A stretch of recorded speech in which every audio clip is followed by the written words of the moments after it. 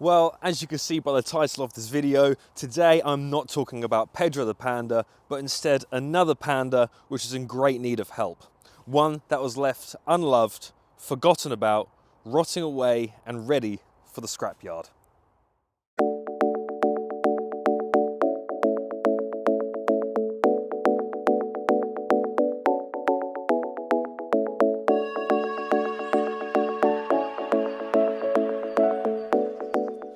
Hello and welcome back to another PTP 4x4 video, and like I said, this video is about another Panda that I've just purchased, which could be the cheapest Panda 4x4 Sisley in the whole of the UK, and there is a good reason for that.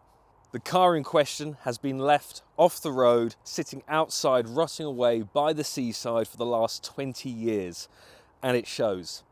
So, without further ado, I'm about to show you it.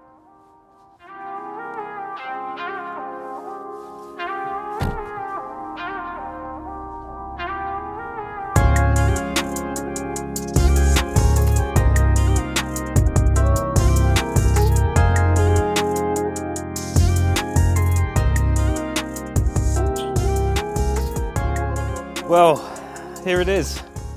This is a 1989 Fiat Panda 4x4 Sisley, genuine UK right-hand drive car, one careful owner from new, as you can tell. And believe it or not, this is the good side of the vehicle. I will show the other side a little bit later on. But yeah, here it is. I saw this pop up on Facebook and I had to message the guy who owned it and try and figure out a way of saving it.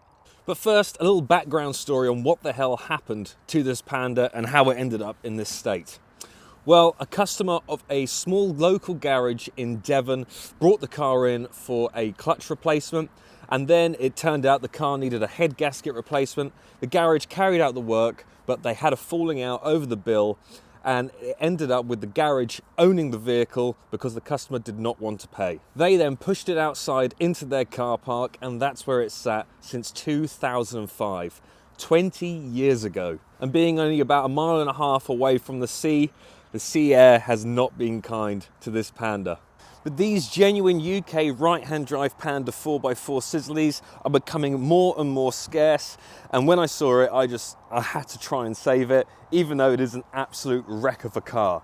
The only thing that's going for it is the fact that, like I said, it is a genuine UK car, and it is mostly complete apart from missing the rear seats. And all the other bits that are missing are simply items that have rotted away and fallen off. In fact, just trying to move the car, various bits and pieces have fallen off, like the tow bar, the under tray, and various other small items. But you're probably wondering, how much did he have to pay me to take it away? Well, basically, I paid him £350, which I know on the face of it might seem like a lot of money for an absolute pile of rust.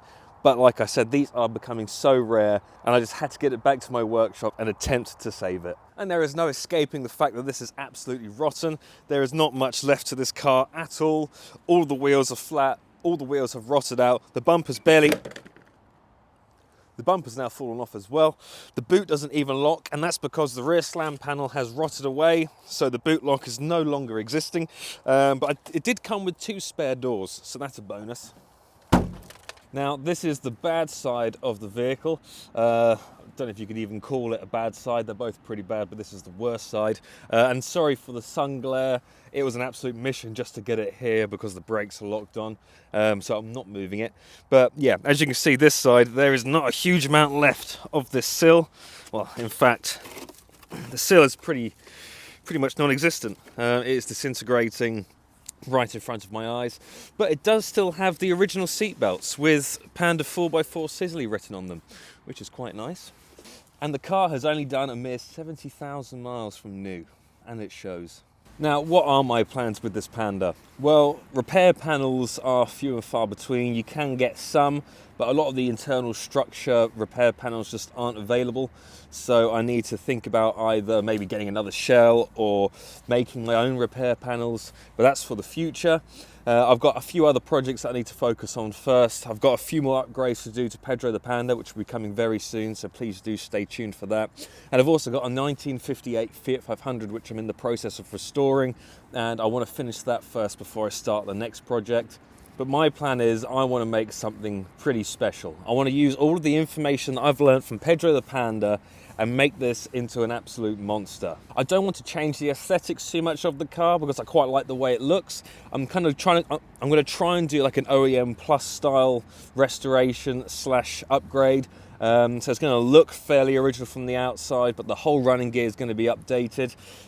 Probably using the same kind of setup that I'm using in Pedro the Panda. So think of a T-Jet engine with a slightly more modern gearbox and rear differential. Fully independent suspension all around, huge amounts of travel. But from the outside, you're not going to know exactly what is hiding underneath. But like I said, that's a little way off yet. Probably going to start at some point next year, but do stay tuned for this because this is going to be an absolutely fantastic project. And I think it could be a lot of fun.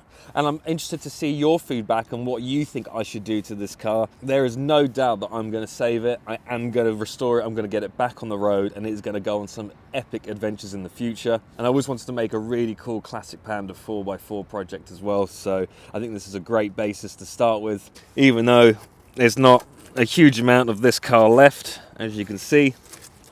Well, and just to finish this video off, let's do a little walk around, shall we? So we'll shut this door. As you can see, there's not much left at the bottom of that. That is basically, I'm going to call it active aero. Work around this side, this rear arch, not much left. As you can see, the rear wheels are pretty kind of far into the wheel arches, and that's because all of the suspension mounting areas have completely just deteriorated and have been eaten by the rust. Work our way around the back. Again, that's probably why the bumper fell off. As you can see there, where the rear leaf spring hanger, that's kind of starting to cave into the car. The boot lid lock, that's still on there. Nothing left down there. The toe ball, that fell off. The front under tray mounting points, that fell off. A little bit of rust over there.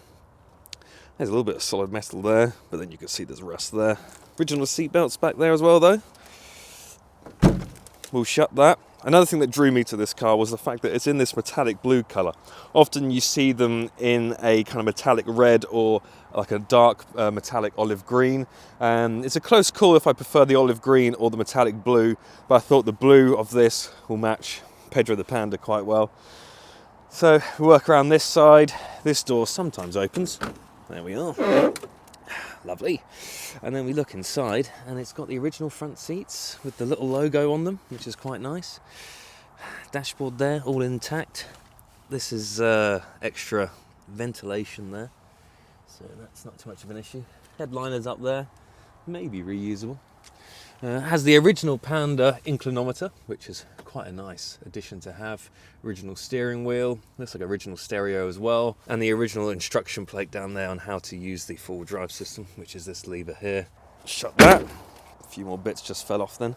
This wheel is pushed quite far back into the wheel arch, and that is simply because the stabilizer bar here is no longer attached to the chassis. So that's nice. And then if we lift up the bonnet, and there is the engine in lovely condition, missing the spare wheel, little rust hole there. Battery looks quite new. Maybe another video, we'll try and get it started, but that's not a job for today. But I mean, it's all there, but this is not going to be the final beating heart of this car. It is going to have something pretty exciting, I think. Maybe the first T-Jet classic Panda 4x4. Maybe. It's got the original spot lamps at the front, little Sisley badge there, which I think is probably still usable. That is going to be an exciting project. Like I said, it's going to be a future project, not going to be started just yet. But yeah, stay tuned for this. Do subscribe to the channel because I reckon we're going to have some good fun with this, and I reckon it's going to be great to see Pedro the Panda with this. Don't know if what I'll call him yet. Don't know if it's going to be Pedro Senior or another name. We'll see. But yeah, I think it's going to be a great little two-car off-roading garage. Last on the road, 2005, so a good 21 years off the road. And doesn't it look like it? And if we look under the car, that shock absorber's completely rotted away and pushed through the boot floor. That's where the toe toe ball mounted and it's no longer there. It is complete though, it's got his rear diff. And yeah, that's pretty nasty under there. Poor thing. Well, I thought this would be a great introduction video to the next project, which is going to come along sometime next year. Before it goes away into storage, I thought I'd do a quick video on it, and I'm excited. I think it's going to be great fun. Please do subscribe to the channel so you can see any updates with this and some more really interesting modifications that I'm going to do to Pedro the Panda very soon. But thank you very much for watching. Comment your thoughts down below if you have any ideas what I should do to this Panda, and I'll see you in the next video.